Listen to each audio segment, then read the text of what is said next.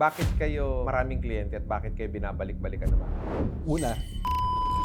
Pangalawa, Jose Kiko Fernandez's journey from a family of artists to founding Arcadius Construction speaks to his commitment to merging artistry with architecture. By prioritizing transformative home design, He's helping clients experience meaningful change in their lives through thoughtfully crafted spaces. Ano ba mas maganda kung magpapagawa ka ng bahay at kumuha ka ng mga laborer, arawan or pangtrata? ang lalapitan mo dyan, dapat yung arkitekto. Kasi usually pagka magpapakonstruction, kung hindi delayed, over budget. The key is you design according to their budget. Ako kasi naniniwala ako, pwede mo namang i-DIY kung kaya mo. Pero depende yung kung anong klaseng output yung kailangan mo. Paano ka ba magiging magaling mag-market ng negosyo mo? Magbigay ka lang ng content na ito yung pinoprovide mo na value. Once the people see you, mag-i-inquire na sila. So yun, po pwede mong magawa yun as your marketing tool. Kung doon kami nagsimula. Alright, so good morning, good afternoon, and good evening mga boss. So nandito na naman tayo sa pinakabagong episode ng RDR Talks. Ngayon may makakasama tayong napakagaling na arkitekto dahil sila po ngayon ay gumagawa at nag-fit out ng mga bahay, mga condominium at kung ano-ano pa. Siya po ang President and CEO ng Arcadius Construction Corporation na siya namang gumagawa ng magagandang bahay. So hindi ko na patatagalin, let us all please welcome ang ating bossing, si Boss Kiko Fernandez. Welcome, Architect! Salamat, Boss RDR. Ayan, so nakakatuwa lang kasi very seldom na makakapag-interview ako dito ng mga professional kagaya mo. You are an architect. Saan ka nakagraduate? Sa UST Architecture, pumasok kami noong 2011. Nakagraduate ka ng anong taon? 2016 kami graduate. Siyempre, maraming mga arkitekto that they tend to be freelancer instead na maging may-ari pa sila ng negosyo. Bakit mo napili pa magnegosyo? Nung una ko kasing naisip noon, nung third year college ako, doon ko lang unang naisip magnegosyo. At sa construction pa. Nung pinili namin yung architecture, akala ko magiging magaling ako mag-design. Yes. Mahilig kasi ako mag-drawing nung bata ako. Okay. Nung mas bata ako, ang pinaka-passion ko talaga music. Oo. So mahilig ako mag-gitara, mag-drums. Nung high school, namimili ka na ng course mo nung college. Correct. Simula ka sa letter A. Doon ako sa architecture. Di na ako pumunta doon sa letter B pababa. Kasi gusto ko, creative yung endeavor at the same time, malapit sa business. Diba? So naisip ko, why not architecture? So gusto ko maging arkitekto noon, magde-design. Nung third year ng college, na-realize ko, ang daming mas magaling sa akin mag-design. Nakita ko, yung mas adept ako pagdating doon sa building. Yung construction na methodologies, mas nandun yung interest ko. At naisip ko, balang araw, magne-negosyo ako sa construction. Pagka-graduate, of course, inisip ko kung gagawin ko na ba. Kaso hilaw pa. Kailangan ko muna ng experience. Kaya nagtrabaho muna ako bilang empleyado mula 2016 hanggang 2021. Kung kailan sinimulan namin yung Arcadius. Ayun. So from 2016 to 2021, that is 5 years as a professional. Diba? Kasi marami din mga nanonood ngayon na maaaring estudyante sila ng architecture, no? Ano yung pinaka-best advice mo sa kanila? Halimbawa, makapasa na sila ng board exam, ganap na silang arkitekto, ano yung mga po pwede nilang unang gawin sa buhay nila? Well, unang-una, ang advice ko is to get experience first. Kasi doon mo malalaman kung paano talaga gumagalaw yung real-world experience, yung actual. Iba kasi yung theory sa eskwelahan. Pagdating mo sa construction site, makikita mo kung paano talaga ginagawa yung mga ginuguhit mo sa school. Right. So you need experience first. Second is you study business. Yun. Kasi one of the weaknesses that I saw is kapag usually architects, engineers, they start their firms, right? Yes. Dahil technical yung training, mas nakafocus ka sa technical. Correct. Nakakalimutan yung business side. So it's all about, halimbawa sa construction or kahit sa design, cash flow, pag-handle ng tao, pag-handle ng kliyente. Dumami na yung element. Ang dami. Ang dami mong kailangan malaman bukod pa sa design. You have to study that if you're going to be starting as an architect / businessman or entrepreneur. Right. Kasi maraming mga professional, no? Mga hindi lang arkitekto, maging engineer, maging doktor, maging nasa iba't ibang mga larangan, no? Na nung nag-attempt sila magnegosyo, it turned out na hindi ito naging successful. Because, tama yung sinabi mo, architect, dahil maraming elemento ang negosyo na hindi kasama doon sa pinag-aralan natin, doon sa profession natin. Ikaw ba naniniwala that your best business education is through employment. It's just a part. But the biggest element if you're going to be venturing into business is yung self-learning. You learn for yourself self-education. You may formal training ka and then you gain experience through employment and then your self-education and then go. Kasi pagka nag-start ka na, akala mo marami ka ng inaral, ang dami mo pang malalaman. Yun, so marami ka pang madidiscover. Marami pa. So ngayon, as may-ari ka ng isang construction firm, kung ikukumpara mo yung nagtatrabaho ka dati as a professional, as an architect, now, being a business owner, malayo ang diferensya ng kinikita mo. Malayo ang diferensya, of course. No? Pero as a business owner, ang difference niyan, hindi na lang ikaw. Ito rin yung masasabi kong differentiator ng isang freelance tsaka ng business owner. Sa freelance kasi, yes, you're working for yourself, pero ikaw din mismo yung tao. Correct. Ikaw din yung employee, ikaw din yung owner. Ang iisipin mo, ikaw lang. Yes. Right? So, kung marami kang proyekto, marami ka ring income for yourself. Correct. Pag business ka naman, ang nakikita ko dito, the business is isa siyang machine na separate sa sarili mo. Parte ka lang nun. At ikaw yung gagawa ng machine na yun. Through time, palalakihin mo yung machine, gagawin mong well-oiled machine siya. Yung personal income, tsaka yung business income, dapat hiwalay yan. Kasi kapag pinagsama mo siya, magugulo yun, lalo na sa simula. As a business owner na meron talagang business, yung hindi yung freelance, ang uunahin mo yung business mo. One day, the business will take care of your personal finances. So, do you advise sa mga arkitekto, mga professional, mga engineer, na eventually, magtayo na rin sila ng sarili nilang negosyo? Yes, of course. However, it's not for everyone. Kasi ang business, napakahirap niya. Napakaraming pagsubok. Kung ano yung alam mong paghirap na pagdadaanan, times 10 mo. So, kung ready kayo dun sa mahirap na yon na pagdadaanan, ayan, sige, magnegosyo na kayo. Mahirap siya. Oo. Pero the rewards, times 10 din.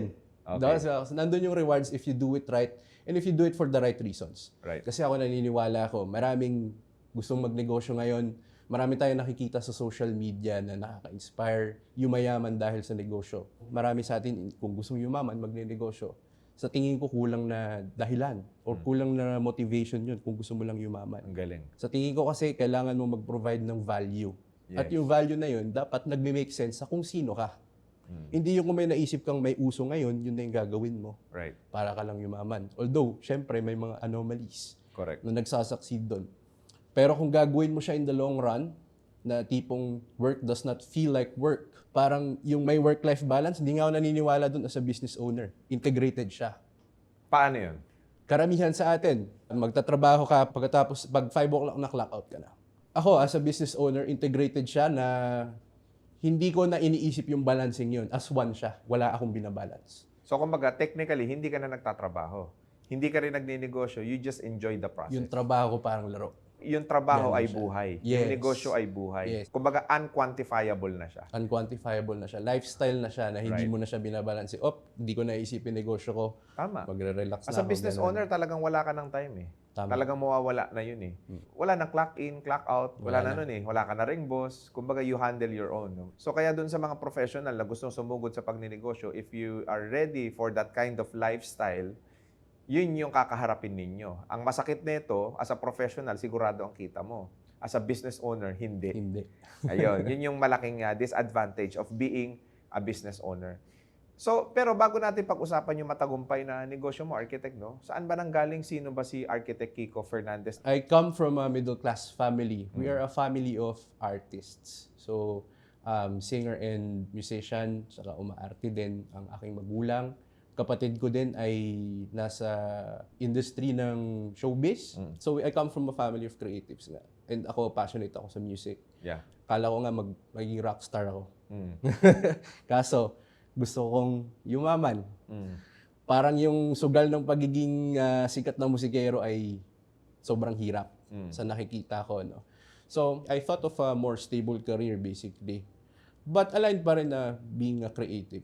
Yes. Eh, since mahilig ako mag-drawing nung ako'y bata, mahilig ako mag-drawing ng mga city skylines, si Spider-Man din ang drawing ko. So sa tingin ko, sige, architecture. Let's try. Tapos doon ko na-realize na sobrang hirap mag-design. Hindi lang siya drawing. Ang architecture, ang design, hindi lang siya drawing. Right. Ang dami mong iniisip. Tapos bilib na bilib ako sa mga kabatch ko sa UST na napakagaling nilang mag-design. So, paano ako magko-compete? Yes. Yun ang iniisip ko. Right. Buti na lang yun, interested din ako sa mga construction methodologies. Yes. Doon ako nag-incline sa construction. Tapos eventually, yung aking parang burning desire na magkaroon ng negosyo, doon ko na siya tinapat. So nagme-make sense siya para sa akin na yun yung inenegosyo ko. Boss Kiko, any struggle while growing up? Sa family, sa school, sa environment, is there any struggle that you have experienced? Yung kumbaga mapait na karanasan sa buhay, meron ka ba nun? Meron akong naaalala no, na may isang beses na yung doon sa luma naming bahay, nagpa-renovate kami. Iniwan kami ng contractor. Bakit? Hindi namin alam. Maraming ganong kwento, yung naiiwan bigla. Hindi Nako, na lang papasok. Oo, ang daming may experience niyan. Ang dami, di ba? Oo. So that's one of the things that motivates me in our business sa Arcadius. Na nagpo-provide talaga kami ng high quality excellence in client experiences. Tsaka yung peace of mind nila. Kasi nangyari sa amin. Oo. So that's one of the So ano nangyari nun? motivations So talaga. iniwan yung construction, ano nangyari? Ano yung Naalala ko pangit na nun, experience? butas yung ceiling namin, tumutulo yung ulan, tapos na sobrang hassle nung part na yon. Eventually, nakahanap ng magtatapos. Growing up naman, I was very blessed by my parents, no, na of course, there were some financial struggles, pero hindi nila yun pinararamdam sa akin. Nalalaman ko na lang yun as I grow up, na ganun pala yung status namin noon habang lumalaki. So I was very blessed when growing up when it comes to that. No? And very supportive sila sa kung ano man ang choices ko. Kumbaga, ikaw yung pinagpala ng magulang. Kumbaga, biniyayaan ka ng Diyos ng 100%. maayos, matitibay, matatag, at masikap na mga magulang. No? Tama. While being a professional, is there any struggle? Marami. Lalo na sa negosyo, no? Sisimulan ko doon sa simula. Bago namin simulan ng negosyo. Kasi sa construction, ang hirap niyan simulan kung wala kang connection. So, we are not well-connected, powerful people. Kasi may mga kilala kaming construction firm. Marami silang kilala.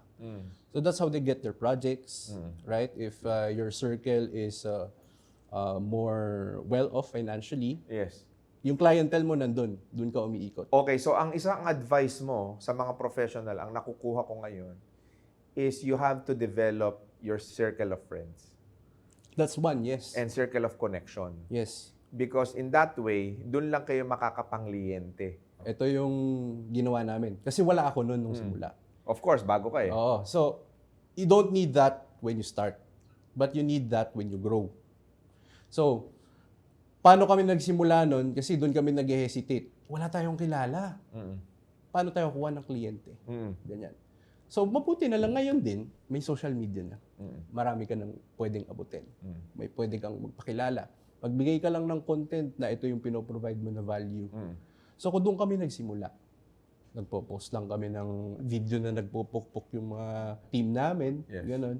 At kung ano yung differentiators na binibigay namin, which Right. is yun nga, yung experience ng aming mga kliyente, Right. saka yung peace of mind nila. Yes. So yun yung value na pinoprovide namin. And Okay. then, we were fortunate na doon kami nag-start, nagkaroon ng kliyente. No? Pero, SOCMED kami nag-start. Okay. Yes. Noong una, may mga nag-i-inquire, di kami nakakabenta. Hindi ko maalam kung bakit. Yun pala, di kami marunong magbenta. Marketing pa lang yun. Oo. Sales naman. Oo. So doon yung susunod na inaral ko. Paano yung sales? Fortunately, nag-compound siya hanggang sa kinakaya na namin mag-expand, magdagdag ng team para yung mga bago naming kliyente, mas maganda yung mapoprovide namin na output. Right? So, yung connections, darating din siya para mag-grow ka, pero hindi mo siya kailangan. Dapat hindi tayo ma-demotivate kung mag-start tayo from zero. Ibig sabihin, ang formula of success ng Arcadius is number 1, magandang serbisyo. Magandang serbisyo, number 1. Kumbaga, yun yung naging standard mo. Tama. Na siguro, naging experience mo sa trabaho mo. Yes. Susunod, dahil negosyo na ito, inaral mo ang marketing. Tama. Marketing, sales, Marketing lahat. sa social media. Mm-mm. So, gumawa ka ng mga contents.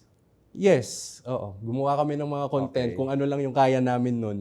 Of course, sa standards natin ngayon, Yes. parang pag looking back, Ay, ang cute nung ginawa namin. Correct. Pero doon kami nag-start eh. So, we honored that. Kumbaga, ang ganda pa din, nakakatuwa. Year, ano ito? 2020? 2021, pandemic. Pandemic yun. Mhm. Oo. Tapos, okay, so ito na. Nag-aral kayo magbenta ngayon ng serbisyo ninyo. Tama. Yan ang gusto kong malaman at matutunan ng mga professional na gusto magnegosyo. Kasi karamihan ng mga professional, napansin ko, architect karamihan ng mga professional, hindi sila magaling magbenta ng sarili nila o ng negosyo nila. Karamihan. Paano ka ba magiging magaling magbenta, mag-market ng negosyo mo? Marketing kasi, yun, once the people see you, okay, mag-i-inquire na sila. Doon nagkakaroon ng problema. So ano yung dapat mong ipakita? Sige. Kung halimbawa, ikaw ay isang arkitekto kagaya mo, di ba marami mga arkitekto na nanonood ngayon na gusto nila magkaroon ng sariling firm. Ano yung pwede nila ipakita sa SOCMED? Ang pwede mo ipakita sa SOCMED kung ano yung value na pinoprovide mo, hindi lang yung design.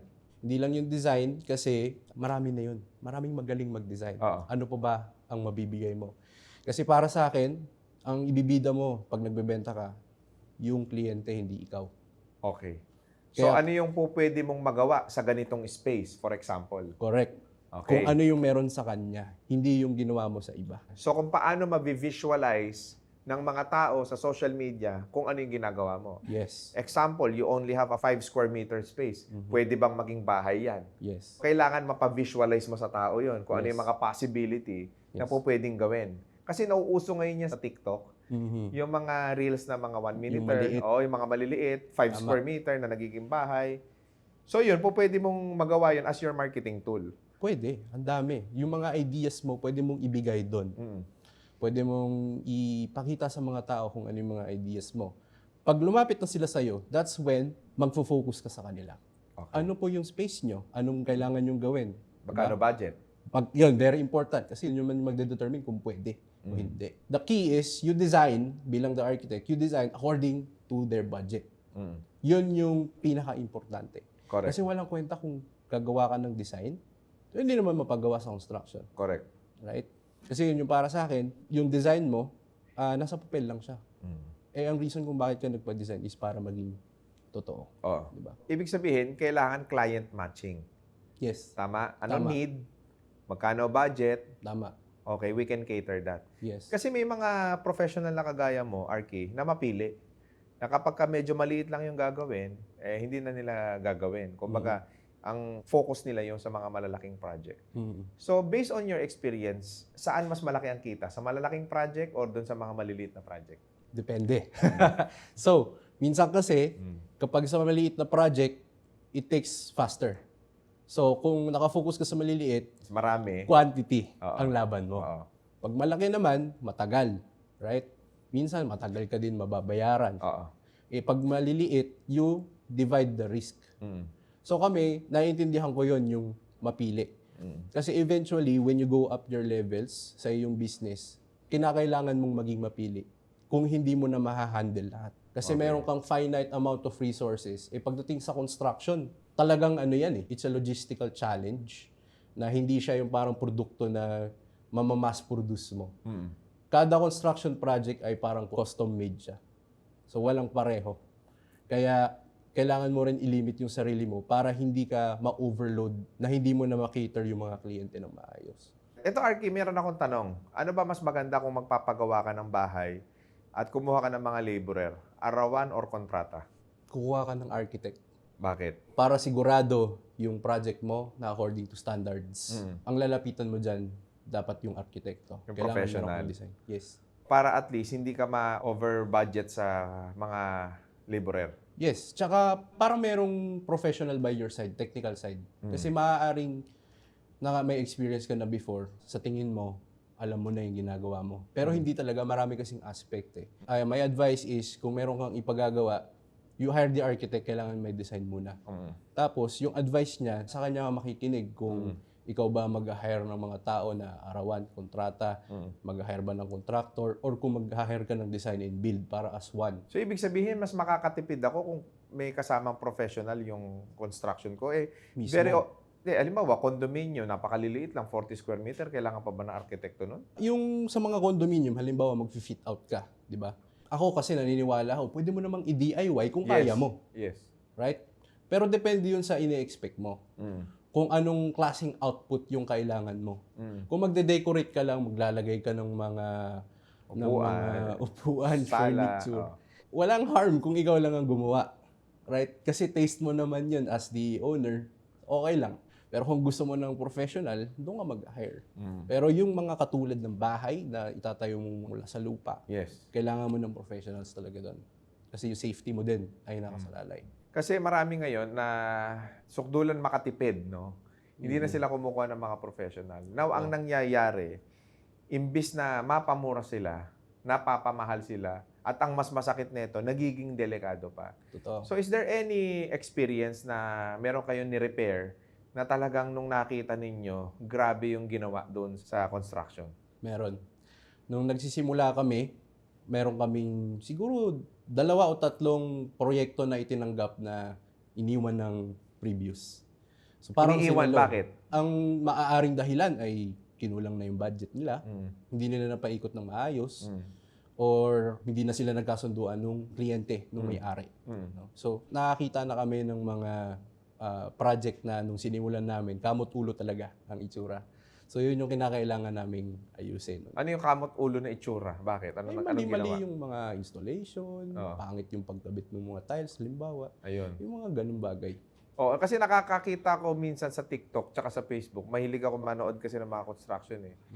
Yung hagdanan, mali ang lagay, yung lababo tsaka yung pinto hindi magkasukat, 'di ba? Yung mga ganon.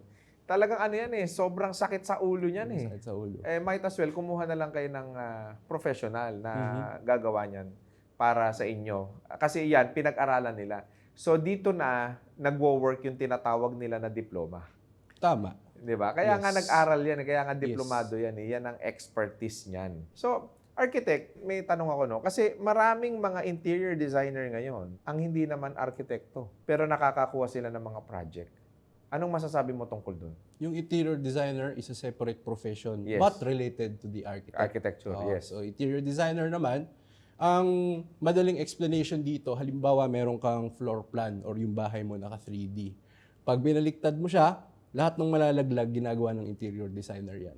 So ito, concern nila yan, yung mga fabric, yung mga talagang finishes. Down to the minute detail, mga kortina. That's the interior designer's scope. Kami kasi bilang arkitekto, yung training namin, architectural interiors yung tinatawag. So sa architectural interiors, mas broad lang siya. Basically, yung interior designers ay very specialized na profession. So walang problema yun. Talagang magkakampi kami ng mga interior designers. Pero it doesn't mean na ang interior designer is kaya din gawin yung ginagawa ng arkitekto. Well, yung iba kasi, yung pag nag-aano ka na ng floor plan ng malaking structure, hindi na yung pang interior designer. Iba na siya. Yung ginagawa talaga ng interior designer, yung mga finishes. Pero kapag pinaplano mo na kung saan nakapwesto yung Poste. poste, Oo. kung ano yung height ng ceiling mula sa wala, that's usually the architect. Parang kami yung magbibigay ng canvas, papasok na interior designer. Pagagandahin niya ng malupit yung space. Kumbaga, kayo yung plain sa interior. Oo, tapos sila yung bahalang magbigay ng kulay doon. Tama. Ayan, di ba? Pero hindi ka ba natatakot sa AI? Kasi sa sobrang advance ng technology ngayon, lahat po pwede mo nang i-input sa AI. At pag input mo doon, mabibigyan ka niya ng tamang sukat, tamang dimension, lahat. As in, correct talaga sa space mo. Nakita ko na yung ganong klase ng technology. Hindi ba magiging irrelevant ang mga arkitekto balang araw? Sa tingin ko, it will be a tool. It will just be a tool that will be used by architects na mapapabilis ang trabaho.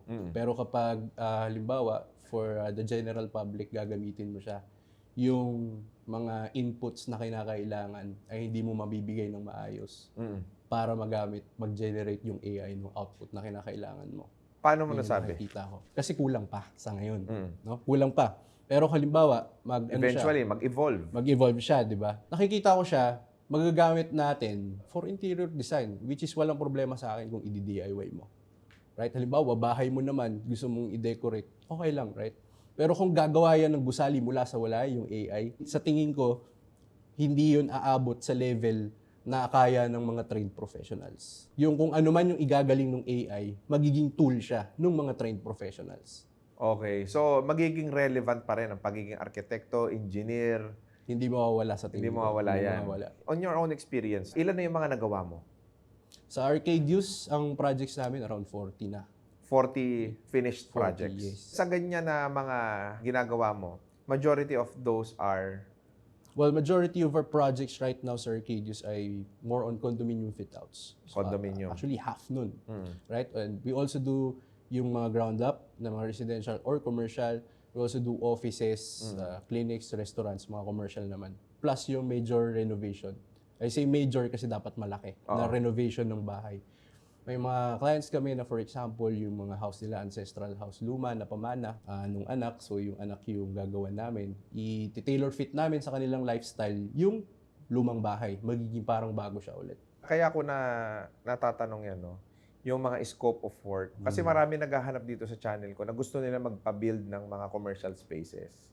Siyempre, gusto nila magpa-design ng mga store nila, gusto nila maging branded nung mga typical na mga spaces nila. Sa mga nanonood ngayon, no, ano ba yung mga pupwede nilang magawa so that kahit papaano, kung halimbawa hindi talaga nila afford na kumuha ng arkitekto, ano may mga basic principles pagdating sa interior, sa construction? Ang tip ko dito, kapag business, tas hindi mo pa afford yung professional, wag muna. Wag mo titipirin in such a way na kasi yung branding ay nagre-rely talaga doon. Ang laking bagay nung first impression ng iyong customers, kung makikita niya halimbawa yung shop mo.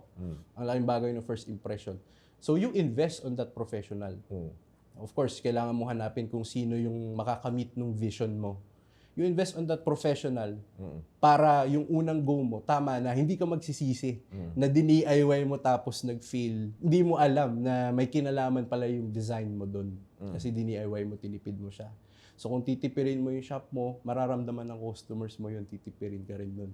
Yung value kailangan mo ibigay. Okay. Unless you really have, kumbaga at least kahit papano, background. No? O halimbawa, mga magulang mo, kahit papano, lumaki ka, arkitekto, mga sanay sa construction, may idea ka kahit papano, yun maitatawid mo. Okay lang. Pero kailangan mo talaga ng trained professional kapag magpapagawa ka ng bahay, ng mga commercial spaces and all. Kasi lagi ho ninyong tatandaan, ito hong pinakamahirap pa, ang pagsisisi nasa huli. Tama. Electrical planning, napaka-komplikado ho niyan. Hindi po pwedeng hindi ka kukuha ng electrical engineer. Tama. Hindi po pwede yung mga nakapasa lang sa NC2 ang kukunin mo. Lalo na't commercial space yan. 'Di ba? Kasi mahirap yan. Pag nasunog yung pwesto ninyo, wala na, end na tayo. Tapos na. Halimbawa naman, sa mga arkitekto, kapag ka mayroong isang malagay lang kayo na maling sukat, maling forma ng pader dyan, poste dyan, magbabago kayo ng lahat ng kabuuan ng construction ninyo. Gagalaw. Gagalaw lahat yan. Di ba? Tama. So, yun yung mga nagiging problema kapag ka pinipilit natin Total nababanggit ko yan. Ano yung mga, based on your experience, yung mga hindi mo makakalimutan na sobrang, alam mo yun, sobrang weird ng ginawa sa kanila? Yung ginawa sa Kliyente namin ng previous. Oo. Yung client kasi namin noon, capable naman siya financially. Oo. Maganda naman yung unit niya. Mm. Pero for some reason, hindi sila nagkasunduan. Tapos iniwan nila na talagang parang war zone. Parang war zone yung nadat na namin na construction site. Saan lugar So to? nagtataka kami. Sa may Makati ito Ano ngayon ang nangyari sa may-ari? Kamusta yung stress level niya? Anong reaction niya? taas ng stress level niya. So ang ginawa namin, talagang bibigyan mo ng peace of mind na ganito yung posibleng nangyayari and ganito yung kailangan natin gawin. Very important talaga sa simula na yung client talaga, yung bida. Walang concern kami dito as Arcadius. Basically, we're just here to help. So pag ganun yung approach, eventually the relationship becomes solid and magkakaroon na ng trust. Doon na siya nagiging project talaga. Kwento mo nga sa amin, architect, yung mga big projects na mga tinapos ninyo. Okay, so our projects naman kasi, we are focused on mid-income Filipino families, mid to upper level income Filipino families. So our biggest projects talaga is mga bahay talaga na 2-story, big condos na ginagawa namin. Bakit kayo maraming kliyente at bakit kayo binabalik-balikan ng mga kliyente ninyo? Una, yung value na napoprovide namin sa tingin ko. Kasi kapag nakakausap namin ng mga kliyente, talagang ang mission namin ay tulungan sila. At kung sa tingin namin kami ay hindi makakatulong, kami mismo ang hihindi. Kumbaga, hindi namin kukunin yun just for the sake na may project kami, may pera. Pag sa tingin namin hindi kami right fit, hindi namin siya tutulungan. Kasi alam namin yun na hindi rin magiging okay sa dulo kung hindi kami yung tama na tutulong sa kanila, no? Pangalawa is yung mga referral. So habang tumatagal, nagkakaroon kami ng referral. May mga kliyente kami na yung second home nila pagagawa sa amin. Yung una nilang bahay, paaayos sa amin. Yung kaibigan nila, yung kapatid nila, may project, i-refer nila kami. At nagiging project din siya. So nagiging masaya ang lahat. Sa 40 na clients namin, masaya lahat. We are fortunate to be blessed with awesome clients talaga. Ilan ang ninyo? Karpintero, mga laborer ninyo? Mga 50 na yun nasa team namin. 50. Okay. Yes. So any projects you can cater from Luzon, Visayas, and Mindanao? We can only cater to Metro Manila and yung mga malapit. Metro Manila, Region 3, Region 4A. Yes. Ngayon, sa industriya, ang dami ninyo naglalaban-laban. Ang dami Madami. arkitekto, ang dami engineer. Bakit ako sa'yo Madami. magpapagawa? Okay. Kapag nagkakilala tayo, so ibig sabihin nakita mo na kami, no? Ito nga din yung iniisip namin nung nag-start kami ng negosyo. Paano tayo magiging iba? Correct. Gagamit ba tayo ng makabagong teknolohiya? Ganyan. Yun yung una mong iisipin para umangat ka sa iba, di ba? Tinignan namin kung ano ba talaga yung kailangan ng mga tao. Ano yung need. At nakikita ko dito yung trustworthiness ng mga contractor. Kasi ang dami nating nakikita social media na naloloko, naiiwan ng contractor, pangit yung gawa. Ang dami, di ba? Hindi, tsaka ang daming social media content creator na arkitekto and interior designer na rin sila pero hindi sila nakatapos. Hindi naman nakatapos, hindi Oo, ang dami qualified. nagko-content, hindi Qualified, eh. di ba? Yes. Actually, merong ang bad reputation din bilang contractor. Ay, contractor kayo, ganun, right? So, yun yung nakita namin. At doon kami nakakita ng opportunity. How can we tap this? Paano tayo magiging iba? Ang ginawa talaga namin, yung sistema, yun yung create namin. Yung processes and systems ng aming company, talagang solid yan mula first touch point with our client from the sales hanggang after sales. Lahat yan, alagang-alaga yung mga kliyente namin. So once na nag-usap tayo, mararamdaman mo na siya. Na talagang, yung intent talaga namin is tutulungan ka namin. At ito yung offer namin, kung okay siya sa'yo, let's go. Kung hindi siya okay, walang problema. Walang budol. Walang hassle. Hassle-free. Yun, hassle-free ang pakikipag-transact sa Arcadius. Tama. Plus, bilang hassle-free, kasi masakit sa ulo construction. Oo. Masakit talaga sa ulo. Gusto namin, kami na mag-aalaga nun. Kami nang bahala, kaya kami hinar eh. So, ililigtas namin ang aming mga kliyente, mga owner, sa sakit sa ulo. How do we do that? Talagang sinasabi namin, yung expectations ay aligned lagi. All the time. 100% aligned expectations lagi. Pati yung timeline.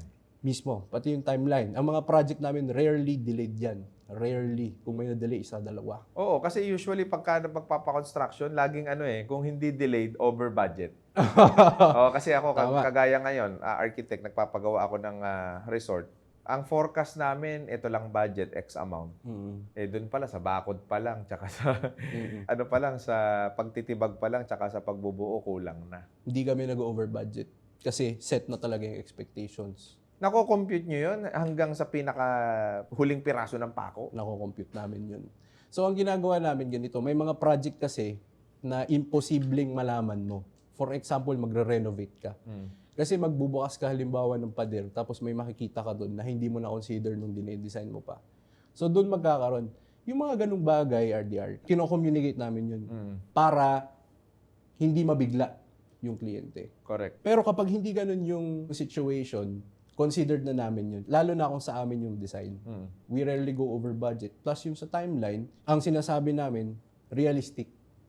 Very realistic timeline yung sinasabi namin. So for example, Boss RDR, yung sasabihin mo sa akin, 1 month yung timetable mo, pero hindi talaga siya kaya. Sasabihin namin hindi talaga kaya. Kahit maging no deal siya. Kahit hindi na matuloy yung project. Kahit hindi matuloy. Kasi binibigay namin yung totoo. Basically, yung rin namin, basta maging authentic ka lang, maging totoo. Yung right opportunities ay darating din.